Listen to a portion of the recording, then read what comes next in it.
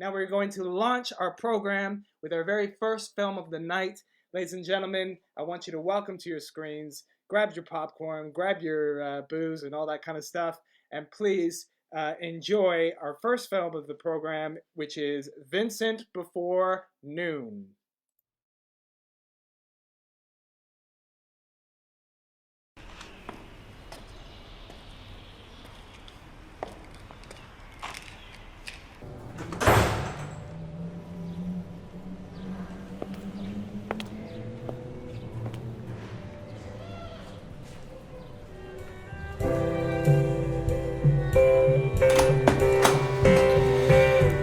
Qu'est-ce que tu fais là? Depuis le temps. Tu déménages? On dirait. Tu vas où? Qu'est-ce que tu veux?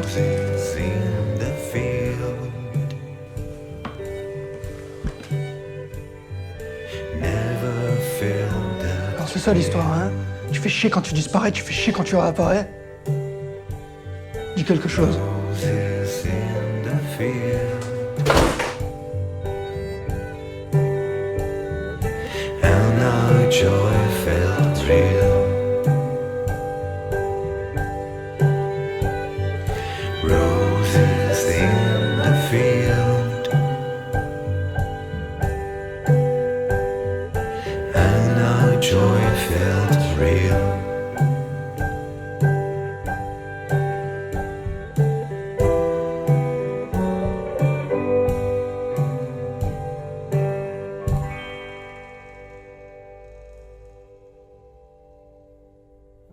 So, ladies and gentlemen, without any further ado, without any further slip-ups, I want to introduce to you the filmmaker behind this film. Ladies and gentlemen, Guillame Mainguet.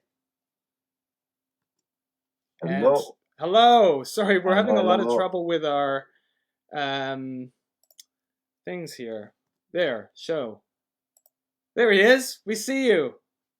Perfect. Hello. Good evening, everyone. Hello. Hello. How are you doing? Good. Great. Good. Good Thank so you far. so much Yeah. for coming on the show.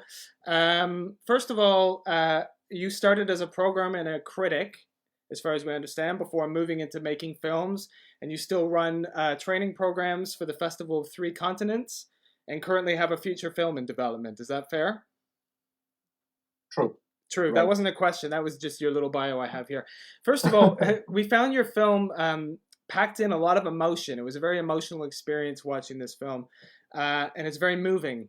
However, you don't use a lot of action or dialogue. Can you tell us about how you put this script together?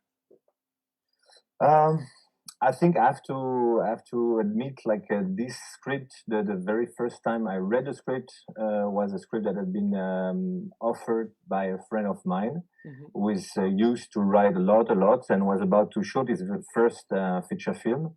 And so he told me about this story that he get from magazine, something like that. It was a minor news item, you know, this kind of very like a soft story you can get anywhere. But this father just was a bit afraid of, you know, forgetting about his son.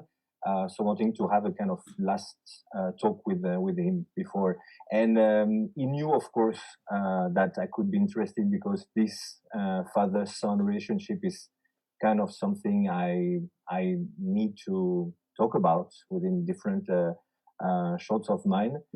So of course it was like something that I immediately wanted to develop.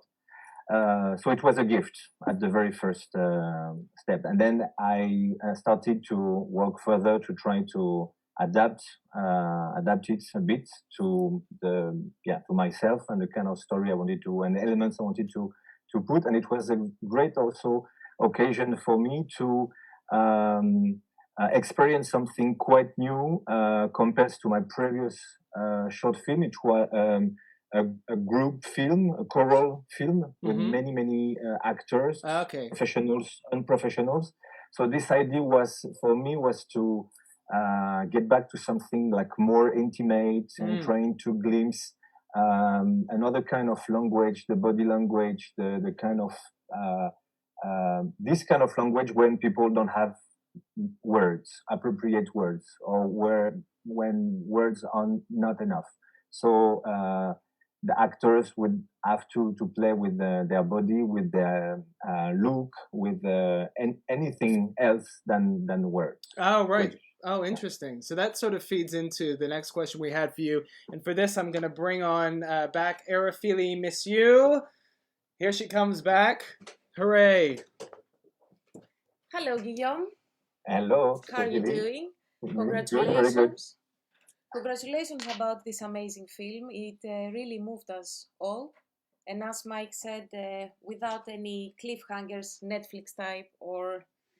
yeah. Yeah. Like... I wouldn't say it's my type. That's, or shooting. Yeah, for sure. You know, it was just, yeah, it really moved me deep inside. And it's very interesting when everything is in the subtext. In a way, and yeah, that was my basic question. I think you covered it, which is how you worked with the how you worked with the actors. So was it improvisation you were doing with the guys? No, not at all. I mean, they're both like from theater, so they have this kind of habits to act in long, of course, like all long a theater play.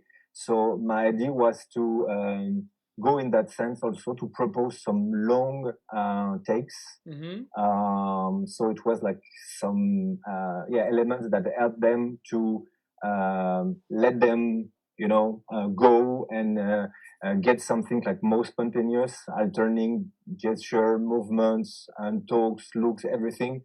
And it was very sensitive. It was for them. It was something like, I think, not that easy.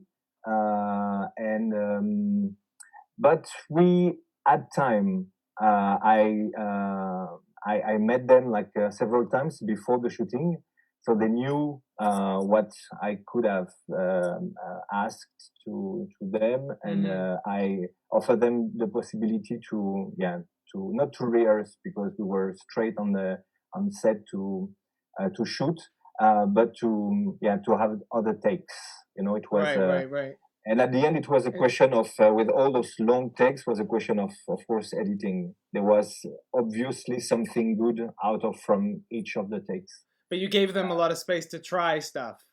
Yeah. Yeah. I mean, space is a good word, because of course, like a lot of space in terms of proposal, but with the huge limitation about this location, this apartment, which in terms of space was super small.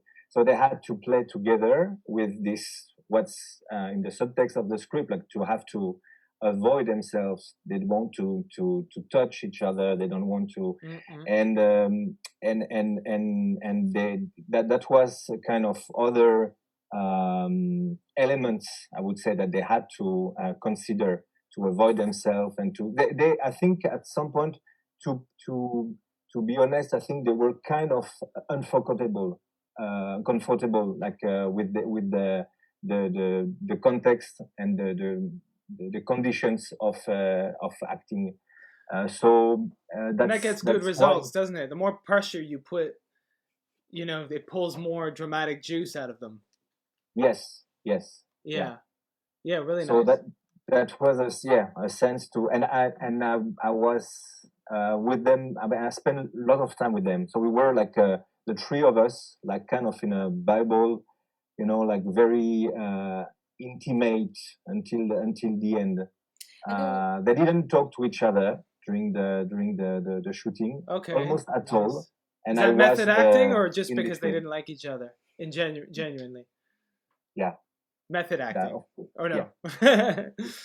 Nice. Do we have any questions from the... No, not at the minute. Okay. Maybe now. Do we have more time? Yeah. Do you want to go check if we go? No. I just want to ask, I just want to say that it's very obvious what you're saying about giving them space, because the way you use time is very interesting. It's very realistic. It's like you are capturing a moment in time, but then you break it when this thing happens with the coffee. Yeah.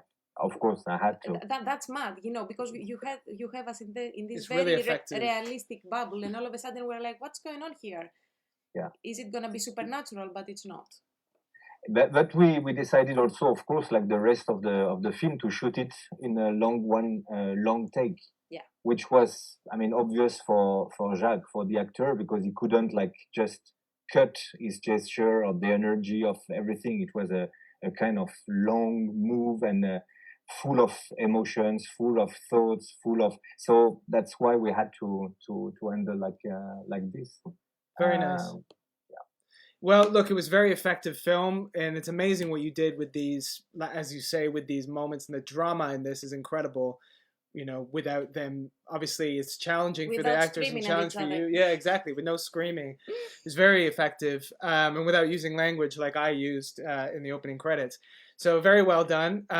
Bravo, Guillame. So we've got your social media thing is up there at the top. People check out this artist.